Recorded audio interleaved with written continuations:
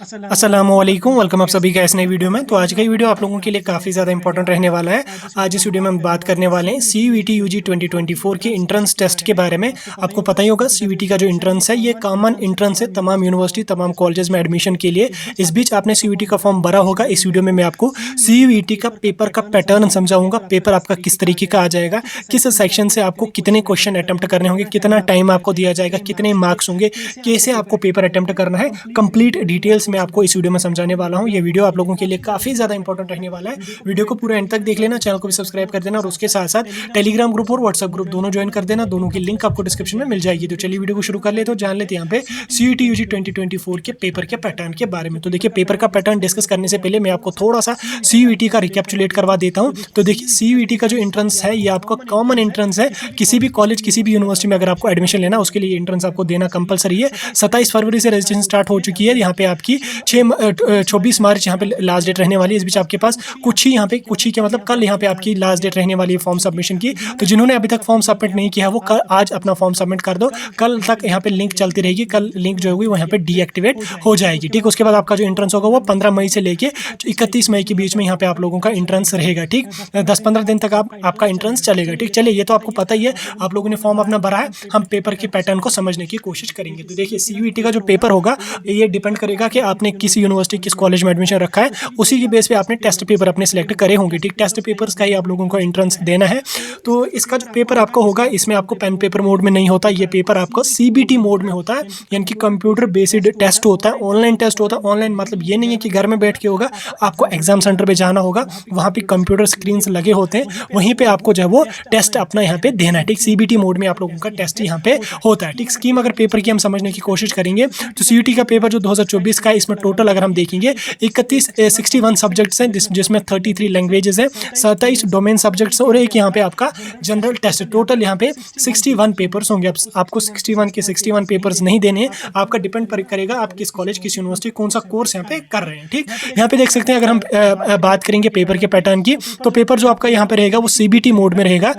CBT mode में आपका paper रहेगा, पेन पेपर मोड में यहाँ पे नहीं रहेगा। ठीक, मीडियम ऑफ पेपर अगर हम देखें 13 लैंग्वेजेस में आपका पेपर होगा। ठीक, वो आपने टेस्ट पेपर सिलेक्ट करते समय ही लैंग्वेज सिलेक्ट की होगी, जिसमें आप आसामीज, बंगाली, इंग्लिश, गुजराती, हिंदी, उर्दू वगैरह में यहाँ पे अपना पेपर कर सकते हैं। ठीक, मोड ऑफ पेपर अगर हम देखेंगे hybrid mode pen paper mode में नहीं होता, ये CBT मोड में ही यहाँ पे आप लोगों का पेपर होता है। ठीक, क्वेश्चंस की अगर हम बात करेंगे तो क्वेश्चंस में आपको बाज़ाब्ता इंटरनल चॉइस दी जाएगी, जिसमें आपको जो है वो इंटरनल चॉइस भी यहाँ पे दी जाएगी। ठीक, अब हम पेपर का पैटर्न समझने की कोशिश करेंगे। देखिए, लैंग्वेज अगर और डोमेन सब्जेक्ट की अगर हम बात करेंगे, लैंग्वेज टेस्ट जो है और डोमेन टेस्ट बोले तो फिजिक्स, केमिस्ट्री, बायोलॉजी, उर्दू या आप लोगों का है पॉलिटिकल साइंस, ज्योग्राफी वगैरह, वो आपका डोमेन में आता है। और लैंग्वेज या डोमेन अगर आपको देना है, ठीक, इन दो में से आपको जो है वो 50 क्वेश्चन आ जाएंगे। फॉर एग्जाम्पल डोमेन आपने फिजिक्स रखी है तो फिजिक्स के आपको यहाँ पे 50 क्वेश्चन आ जाएंगे। 50 में से आप कोई से 40 अटेम्प्ट कर सकते हो। ठीक, आपकी मर्जी है, आप कोई से भी 40 क्वेश्चन अटेम्प्ट कर सकते हो। ऑब्जेक्टिव टाइप क्वेश्चन होंगे,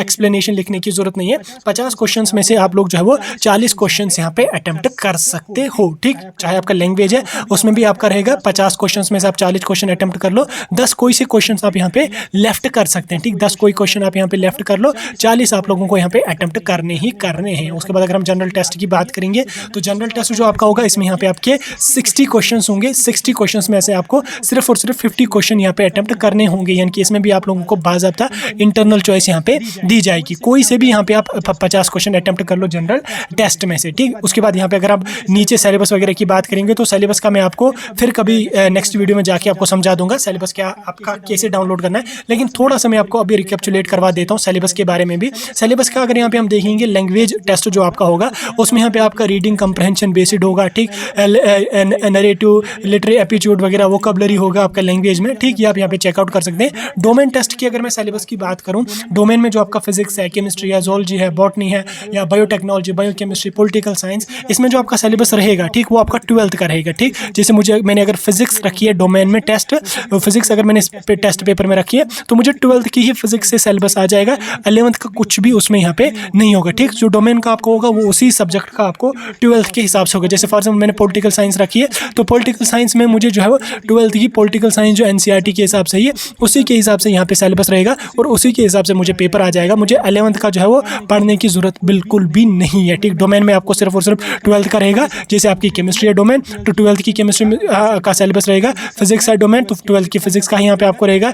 या बायोलॉजी बायोकेमिस्ट्री बायोटेक्नोलॉजी है, तो उसके लिए आपको 12th का यहाँ पे रहेगा। ठीक, यहाँ तक समझ आ गया। अब अगर हम जनरल टेस्ट की बात करेंगे, तो जनरल टेस्ट में आप लोगों का क्या सिलेबस रहेगा उसको हम समझ लेंगे। जनरल टेस्ट में आपका सिलेबस जो होगा वो थोड़ा सा आप लोगों का यहाँ पे लेंथी रहता है, जिसमें आपका जनरल नॉलेज होगा, करंट अफेयर्स होगा, मेंटल एबिलिटी टेस्ट होगा, उसके बाद न्यूमेरिकल एबिलिटी होगा, क्वांटिटेटिव रीजनिंग होगी। ठीक, सिंपल एप्लीकेशन यहाँ पे आपका रहेगा, अर्थमेटिक्स रहेगा, अलजेब्रा रहेगा, ज्योमेट्री रहेगा, मेंसुरेशन रहेगा, स्टैटिक्स रहेगा, लॉजिकल एंड एनालिटिकल रीजनिंग रहेगा। तो इतना सारा जो सिलेबस आपका रहेगा ये आप लोगों का जो है वो जनरल टेस्ट में रहने वाला है। ठीक, ये सिलेबस आप लोगों को जनरल टेस्ट में रहेगा। बाकी ऊपर आपका जो डोमेन का टेस्ट रहेगा उसमें आपको 12th के हिसाब से रहेगा, और लैंग्वेज का भी जो आपका सिलेबस रहेगा वो भी यहाँ पे आप लोगों का कम रहेगा। लेकिन जनरल टेस्ट का जो सिलेबस है वो यहाँ पे आप लोगों का ज़्यादा सिलेबस रहने वाला है। ठीक, इस तरह से आपको CUET UG 2024 का पेपर रहेगा, कंप्यूटर मोड में रहेगा, ऑनलाइन आपका पेपर रहेगा। कंप्लीट डिटेल्स मैंने आपको इस वीडियो में समझा दी। कोई भी डाउट होगा मुझे कमेंट सेक्शन में पूछ लो, किसी भी टॉपिक वीडियो चाहिए मुझे कमेंट सेक्शन में पूछ सकते हैं।